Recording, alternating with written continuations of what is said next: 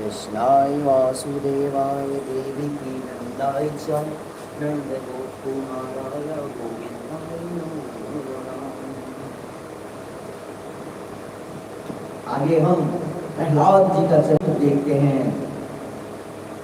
सबसे पहले प्रहलाद शब्द के अर्थ को भी समझ लेते हैं। प्रहलाद प्रहलाद तो मतलब होता है आनंद।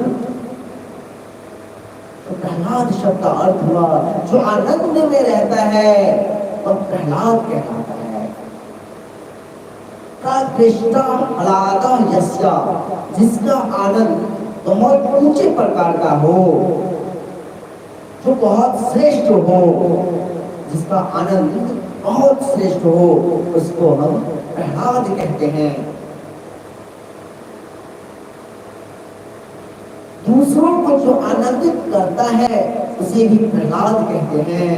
और जो स्वयं आनंद स्वरूप है और दूसरे को आनंदित करता है वह प्रहलाद कहलाता है। प्रहलाद में ऐसे कैसे गुण थे? ब्रह्मण्य, ये ब्राह्मणों का सम्मान करने वाले थे।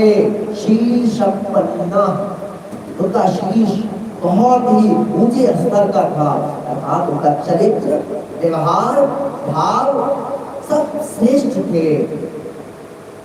सत्य सद्धा, ये जो वाक्य बोलते थे सत्य ही बोलते थे।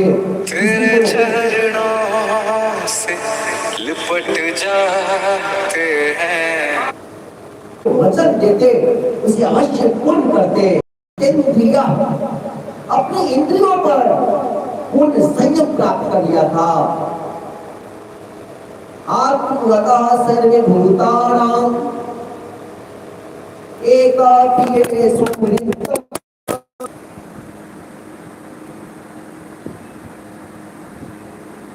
जैसे वे स्वयं को देखते वैसे ही अन्य सभी प्राणियों को देखते थे। इसी के कारण वे सभी प्राणियों के प्रिय बन गए थे। यानी श्रेष्ठ पुरुषों के सामने वे दास भाव से खड़े रहते थे। भ्रातृवता सदृशे सन्निधा, अपनी बराबरी के लोगों के साथ वे भाई के जैसा व्यवहार करते थे। और गुरुषु ईश्वर भावेना, गुरु भगवान को ऐसा मानते थे। गुरु को कभी भी मनुष्य मानते ही नहीं थे। ये उनके स्वभाव, उनके गुण थे। विद्या के रूप में, अर्थ के रूप में सब में उच्च स्तर के थे, लेकिन उनमें लेश मात्र भी अभिमान नहीं था। किसी प्रकार का व्यसन, संकट, कष्ट का प्रसंग आ जाए तो भी घबराते नहीं थे। उनको किसी वस्तु में कभी स्पृहा, आसक्ति, लालसा नहीं थी। चाहे वह देखी हुई चीज हो या अनदेखी चीज हो, ज्ञात अज्ञात सभी के विरक्त थे।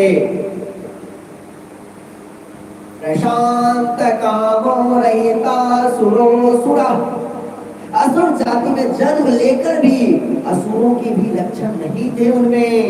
यह नारद जी की कृपा है, संत की कृपा है।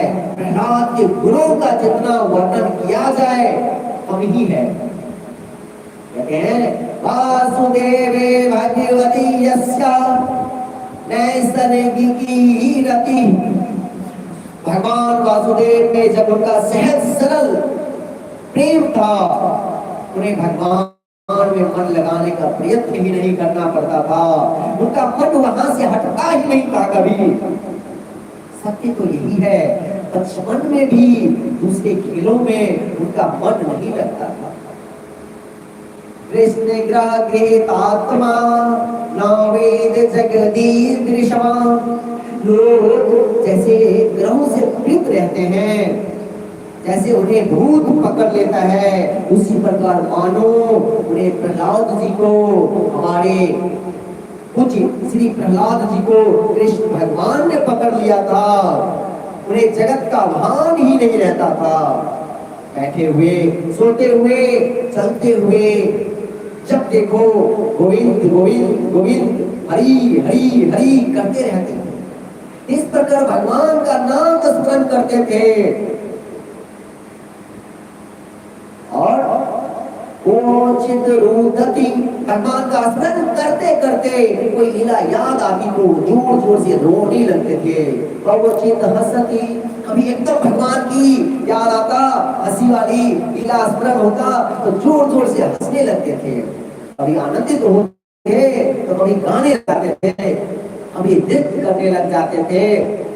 सभी नाचते नाचते एकदम से बैठ जाते और स्तब्ध हो जाते। उनको ऐसी बड़ा नेतृत्व प्राप्त हो जाती थी।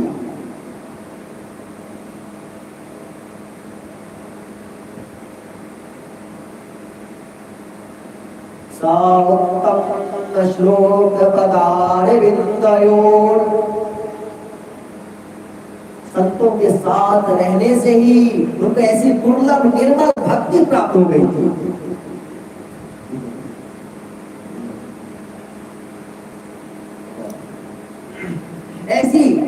ऐसे प्रहलाद से हिरण्यकशिपु द्वेष करने लगा। ऐसा सुनकर युधिष्ठिर को बड़ा आश्चर्य हुआ। युधिष्ठिर के मन में प्रश्न आया, ऐसे सुंदर और गुणवान बालक से हिरण्यकशिपु द्वेष क्यों करने लगा? बात क्या है कि प्रहलाद हरि भक्त था। हरि भक्त के कारण हिरण्यकशिपु से हिरण्यकशिपु के द्वेष पात्र बन गए थे। हरि माने हिरण्यकशिपु के लिए सबसे बड़े शत्रु। अब प्रहलाद को पढ़ने के लिए गुरुकुल में भेजा गया। शुक्राचार्य के दो लड़के थे, एक थे षड और दूसरे थे अमर।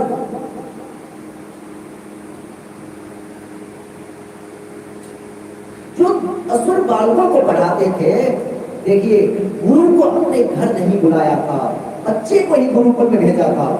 वहां प्रहलाद का अर्थ, काम आदि पैसे कमाने की और संपादन की विद्या पढ़ाई जाती थी, लेकिन धर्म की या नीति की बात यहाँ पर नहीं पढ़ाई जाती थी। प्रहलाद को अच्छा नहीं लगता था। ये बड़े पितृ भक्त थे, गुरु भक्त थे, इसलिए कुछ बोलते नहीं थे। सब सीख लेते थे। उनका मन अंदर ही अंदर भगवान का स्मरण करता रहता था। एक बार जब वे गुरुकुल से घर भेजे गए थे, तब हिरण्यकशिपु ने बड़े प्यार से उन्हें अपने गोद में बिठाया और पूछने लगे कि तुम अपने जीवन में किस चीज को सर्वश्रेष्ठ समझते हो, यह बताओ। प्रहलाद ने कहा,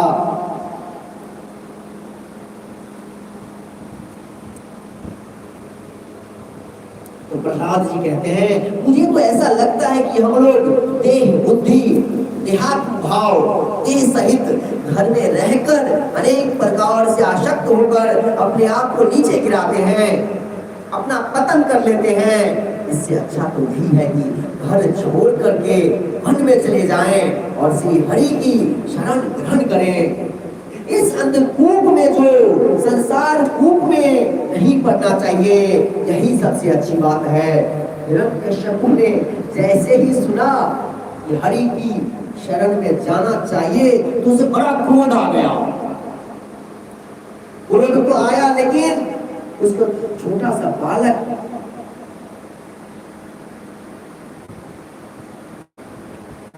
उसने हिरण्यकशिपु ने समझा ये तो छोटा सा बालक है, गुरुकुल में किसी ने कुछ भी सिखा पढ़ा दिया होगा, ये लोग हरि की शरण में जाने की बात करके मेरे बच्चे की बुद्धि बिगाड़ रहे हैं।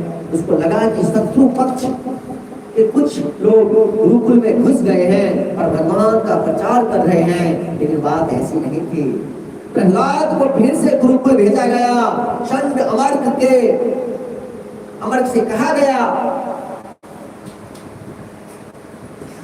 इसकी ओर ध्यान देना, इसे कोई उल्टी सीधी बात नहीं पढ़ाना। देखो, उसकी बुद्धि भगवान की शरण में जाना यह उसकी दृष्टि से उल्टी सीधी बात है। ऐसे लोगों ही असुर कहते हैं, ऐसे लोग जो हैं असुर कहलाते हैं। जो दोनों गुरु थे डरने लगे। वे प्रहलाद को सिखाते कि तुम अर्थ सीखो, काम सीखो, राजनीति सीखो। प्रहलाद कुछ बोलते नहीं थे। असली छुट्टियों में वे पुनः घर आए। जब अगली छुट्टी हुई तो पुनः घर आते हैं और हिरण्यकश्यप ने उनको फिर से उनके पास बिठाया और पूछा कि बेटा अब बताओ तुम अभी क्या सब नया कुछ सीखे हो, कौन सी अच्छी बातें सीखी है। तो कहते हैं क्या, कहते हैं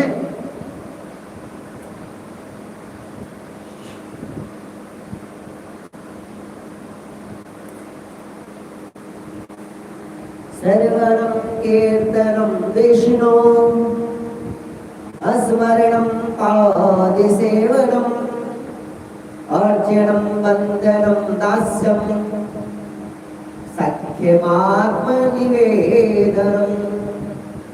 मैंने नवता भक्ति सीखी है, भगवान के गुणों का शरण, भगवान के गुणों का कीर्तन, भगवान के नाम का स्मरण, उनके चरणों की सेवा, उनके रूप की पूजा, उनका बंधन करना, उनका दास बन जाना, फिर उनका मित्र बनना, अंततः उनके चरणों में अपने आप को समर्पित कर देना।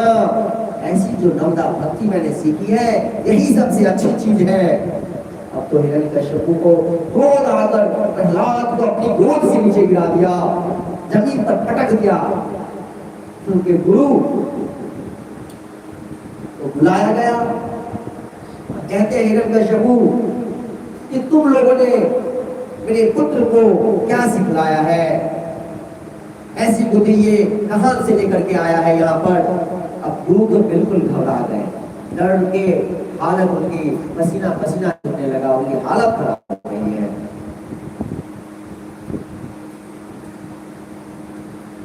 अब गुरु कहते हैं न मत प्रणीतम न करे परनीतम, यह सब न मैंने इसको सिखाया है, न दूसरे किसी ने सिखाया है। सुतो वदत् येषा तवेन्द्र शत्रु, ऐसी बुद्धिया आपके साथ लेकर आया है। हिरण्यकश्यप कहता है अरे प्रहलाद, क्या उल्टी बुद्धि तुमने कहां से आ गई है। ये हाथ जोड़कर कहते हैं प्रहलाद जी महाराज, राजन उल्टी बुद्धि तो इन लोगों की है, मेरी बुद्धि उल्टी नहीं है। अपने आप को देह मानना, अपने आप को भगवान से श्रेष्ठ मानना, विषयों में सुख मानना, यही उल्टी बुद्धि है। भगवान में अपना मन लगाना तो सद्बुद्धि है। दुनिया में इससे बढ़कर और दूसरी कोई बात नहीं है। उसके बाद प्रहलाद जी पर हिरण्यकश्यप का बहुत सारा अत्याचार होता है। उसके बाद प्रहलाद जी असुर बालकों को शिक्षा देते हैं।